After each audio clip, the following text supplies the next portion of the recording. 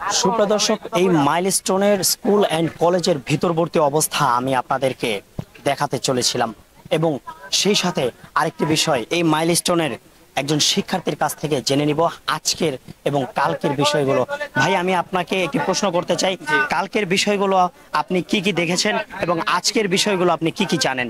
যখন প্লেন এখানে ক্র্যাশ করে, প্লেন ক্র্যাশ করার কিছু সময় পরে হচ্ছে এখানে সেনাবাহিনী আসে, তারপর উদ্ধারকর্মী যারা আসে ওনারা আসার পরে অনেক ধরনের কর্মকাণ্ড তারা করছে, উদ্ধার কার্য চালাইছে।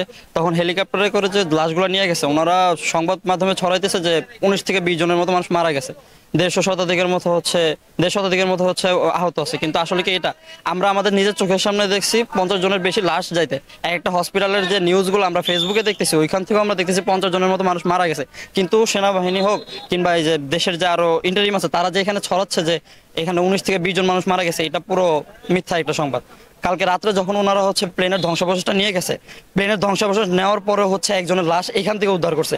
ওইটার যে একটা তথ্য 19-20 জন, তো ওনারা আগে বলছে 19 জন মারা গেছে, তাহলে 20 জন কেন হলো না সকালবেলা? এরকম অনেক ধরনের কথা ওনারা আমাদের থেকে লুকাইতেছে।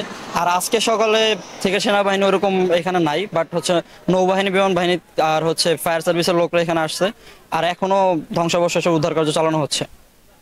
ভাই, আমরা আরেকটি বিষয় যেটি জানতে চাচ্ছি সেটা হচ্ছে ইনডাইরেক্টলি কোশ্চেন আমি আপনাকে করব না, তবুও আপনাদের শিক্ষার্থীদের ওপর শ্রদ্ধা রেখে ভক্তি রেখে আমি একটা কথা বলতে চাই। সেটা হচ্ছে আমরা মধ্যরাতে, ঠিক রাতের 2টা থেকে 2:30 বাজে আমরা একটি ফুটেজ আমরা ফেসবুকে, সোশ্যাল মিডিয়াতে আমরা যেটি দেখতে পাচ্ছি যে সেনাবাহিনীদের উপর আপনাদের শিক্ষার্থীদের ভুয়া ভুয়া যে স্লোগানটি যেটি দেওয়া হয়েছিল, সেটি কেন দেওয়া হয়েছিল বা কিসের জন্য সেটি যদি একটু বলতেন।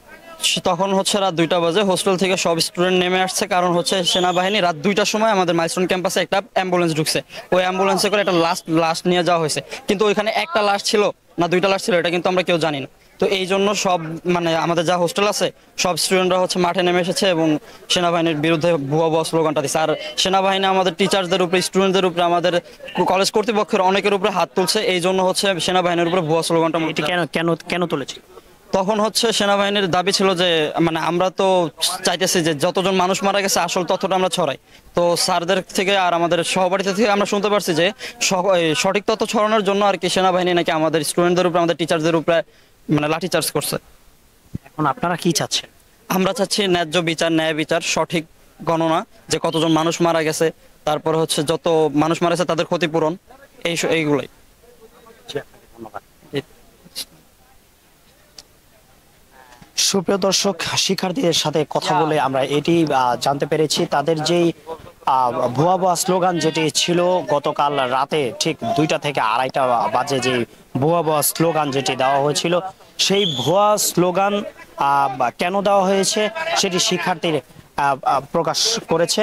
এবং আমরা আরেকটি বিষয় যেটি জানতে পেরেছি সেটি হচ্ছে যেখানে 19 জনের মতো করে একটি সংখ্যা বলা হয়েছিল নিহতদের, তবে শিক্ষার্থীদের দাবি হচ্ছে যে যেখানে আমরা হসপিটালের যদি গণনা করা হয় সেখানে 50 জনেরও বেশি আমরা গণনা করে থাকি, সেটি শিক্ষার্থীদের দাবি।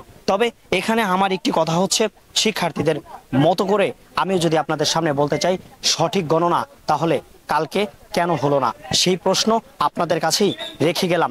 এবং আরেকটি কথা আমি আপনাদেরকে জানিয়ে দিতে চাই, যেটি হচ্ছে সারাদিন পরে যখন রাতের বেলা এই ধ্বংসাবশেষের যে বিমানটি উদ্ধার করা হয় তখনও একটি লাশ তখন উদ্ধার করা হয়, তবে দিনের বেলায় কেন 19 জনের গণনা সেনাবাহিনীর কাছ থেকেই দেওয়া হলো। নাদিম শেখ আদর, ইনফিনিটি টিভি নিউজ, ঢাকা।